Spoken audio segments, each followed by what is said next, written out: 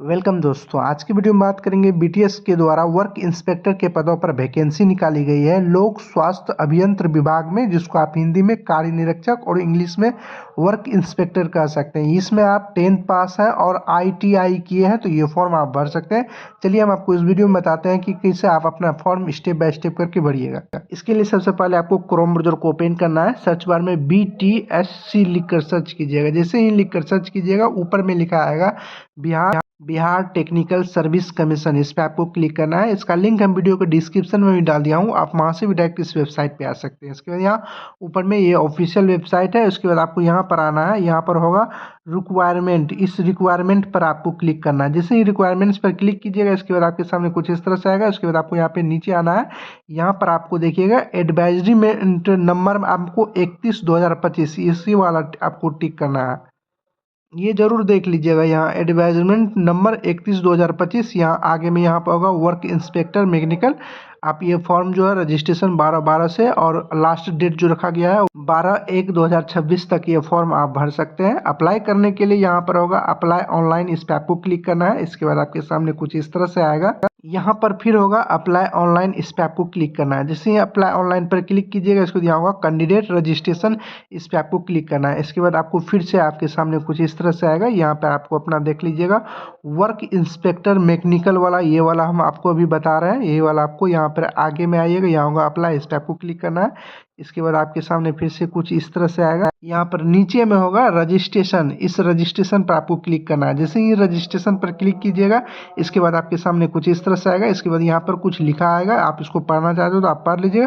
इसमें बताया गया कि क्या सब आपको लगेगा, कैसे कैसे आपको अप्लाई करना है। यहाँ एक होगा मैं घोषणा करता हूँ, इस पर आप क्लिक कीजिएगा। उसके बाद यहाँ होगा आई एक्सेप्ट, इस पर आपको क्लिक करना है। इसके बाद आपको सामने कुछ इस तरह से आ जाएगा। इसके बाद अब आपको यहाँ से फॉर्म भरना होगा। उसके बाद यहाँ होगा कैंडिडेट नेम, आपको अपना यहाँ पे नाम लिखना होगा। उसके बाद यहाँ होगा फादर्स नेम, आपको अपना पिता का नाम लिखिएगा। उसके यहाँ मदर्स नेम में माता का नाम लिखिएगा। उसके यहाँ डेट ऑफ बर्थ आपको डालना है। सबसे पहले डेट, जिस डेट को हुआ है, उसके यहाँ मंथ, जिस मंथ में आपको जन्म हुआ था, उसके यहाँ ईयर, जिस ईयर में आपका जन्म हुआ था वो सेलेक्ट कर लीजिएगा। इसके बाद आपको यहाँ पर जेंडर, आपको अपना जेंडर बताना होगा। लड़का होंगे तो मेल पर क्लिक कीजिएगा, लड़की होंगे तो फीमेल पर क्लिक कीजिएगा। इसके बाद यहाँ होगा आर यू मैरिड, यानी आप शादीशुदा हैं तो यस पर क्लिक कीजिएगा, नहीं है तब नो पर क्लिक कीजिएगा। आप यहाँ यस पर क्लिक करते हैं तब आपको यहाँ पे जीवन साथी का आपका नाम यहाँ पे लिखना होगा। इसके बाद यहाँ पर होगा सिटीजन, आपको यहाँ पर इंडियन पर क्लिक कर देना है, सिटीजन ऑफ इंडियन। उसके बाद यहाँ रिलीजन आपको बताना है, हिंदू मुस्लिम सिख ईसाई जो भी है वो सेलेक्ट कीजिएगा। उसके यहाँ डोमिसाइल स्टेट, यानी किस स्टेट के आप निवासी हैं वो यहाँ पे अपना सेलेक्ट कर लीजिएगा। उसके यहाँ होम डिस्ट्रिक्ट, आप अपना घर का जिला का नाम लिखना, मतलब सेलेक्ट करना है। उसके यहाँ कैटेगरी, आप किस कैटेगरी से आते हैं, SC ST OBC जनरल जिससे भी आते हैं उस पर आप यहाँ पे क्लिक कर दीजिएगा। इसके बाद अब आपको यहाँ पर अपना मोबाइल नंबर डालना है, जो भी मोबाइल नंबर यहाँ पे डालना चाहते हैं डाल दीजिएगा। उसके यहाँ ईमेल ID आपको अपना डाल देना है। इसके बाद यहाँ पर है are you dependent of freedom fighter, यानी आप स्वतंत्रता सेनानी के वंशज हैं या आप उससे आश्रित हैं तो यहाँ यस पर क्लिक कीजिएगा। उसके यहाँ आपको उसका रिलेशन बताना होगा, कौन आपका स्वतंत्रता सेनानी से आपका क्या रिलेशन है। अगर आप स्वतंत्रता सेनानी पर निर्भर नहीं है तब यहाँ नो पर क्लिक कीजिएगा, तब ये वाला आपको नहीं भरना होगा। उसके बाद यहाँ होगा are you PWD person with benchmark disability, यानी आप 40% से अधिक विकलांगता है तब यहाँ यस पर क्लिक कीजिएगा। तब आपको ये बताना होगा कौन सा दिव्यांगता है, दृष्टि दिव्यांगता है तो दृष्टि दिव्यांगता पर यस पर क्लिक कीजिएगा। मनोविकार दिव्यांगता है तो मनोविज्ञान दिव्यांगता पर यस पर क्लिक कीजिएगा। जो भी आपके पास मतलब विकलांगता होगा 40% से, उस पर आपको यहाँ यस पर क्लिक करना होगा। जो नहीं है उसको आप यहाँ नो पर ही क्लिक रहने दीजिएगा। आप दिव्यांग नहीं है, यहाँ नो पर क्लिक कीजिएगा, तब ये सब चीज़ आपको नहीं भरना होगा। उसके यहाँ होगा आर यू गवर्नमेंट एम्प्लॉय, इसमें आपसे बोल रहा है क्या आप सरकारी कर्मी हैं तो नियमित है या संविदा पर है, जो है तब यहाँ यस पर क्लिक कीजिएगा। तब आपको यहाँ नीचे में एक और बॉक्स खुलेगा, इसमें आपको बताना होगा कि क्या आप बिहार सरकार के अधीन अस्थायी रूप से नियुक्ति सरकारी कर्मचारी है, जो है तब यहाँ यस पर क्लिक कीजिएगा। उसके बाद फिर से आपको ये नीचे में बॉक्स खुलेगा, यहाँ होगा क्या आप बिहार सरकार के अस्थायी सरकारी कर्मचारी हैं जो वेतन स्तर 2 के नीचे है, जो है तब यहाँ यस इस पर क्लिक कीजिएगा, नहीं तो नो पर क्लिक कीजिएगा।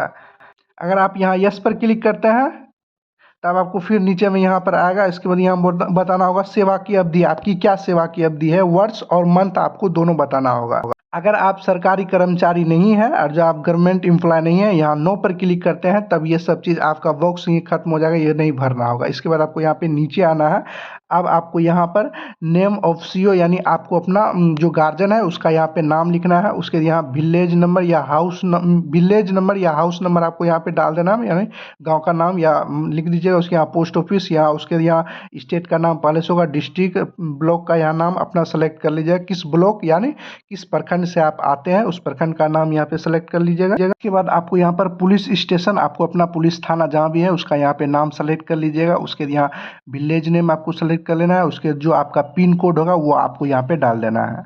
इसके बाद अब आपको यहाँ पे नीचे में क्वालिफिकेशन एजुकेशन डिटेल्स डालना है। सबसे पहले यहाँ 10th का आपको डालना है, किस बोर्ड से आपने पास किए हैं, बोर्ड नेम में उसका नाम यहाँ पे सेलेक्ट कर लीजिएगा। उसके बाद यहाँ होगा ईयर ऑफ पासिंग, यानी आपने 10th किस ईयर पास किए हैं वो डालना है। उसके यहाँ रोल नंबर वो डाल देना है 10th का। उसके यहाँ होगा आपको इवैल्यूएशन टाइप, इसमें आपको क्या आपका जो रिजल्ट है वो किस में है, मार्क्स में है कि परसेंटेज में है कि ग्रेड में है, जो भी है वो यहाँ पे सेलेक्ट कर लीजिएगा।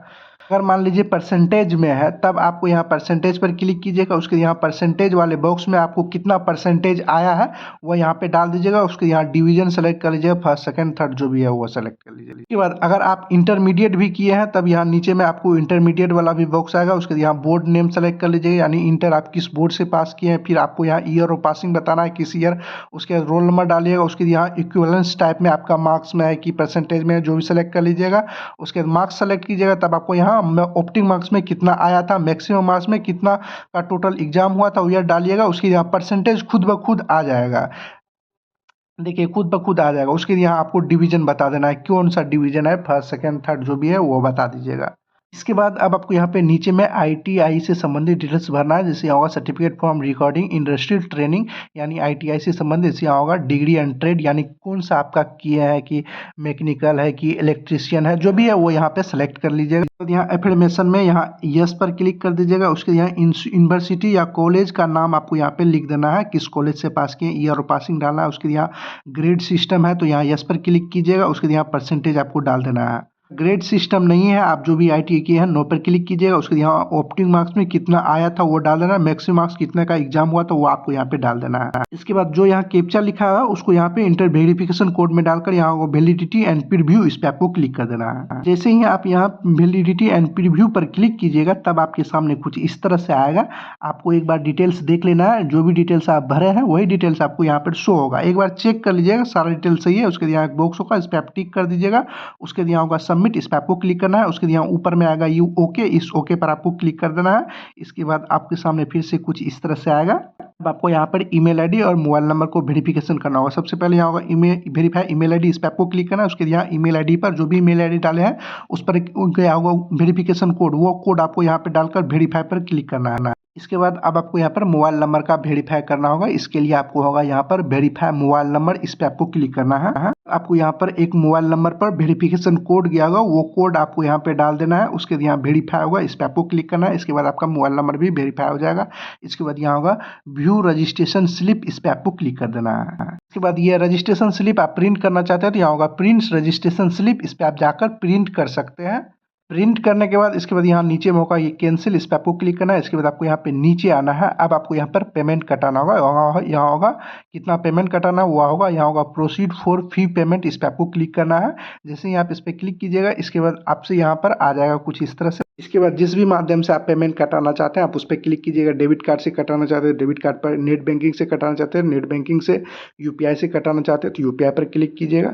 यूपीआई आईडी से कटाना चाहते हैं यहाँ इंटर यूपीआई आईडी डाल दीजिएगा। और यहाँ वैलिडिटी यूपीआई आईडी पर क्लिक कीजिएगा। उसके यहाँ जो क्यूआर कोड जनरेट करना चाहते हैं यहाँ क्यूआर कोड होगा, इस पर क्लिक कीजिए। उस यहाँ पे क्लिक कीजिएगा। इसके बाद आपके सामने एक क्यूआर कोड जनरेट होकर आ जाएगा।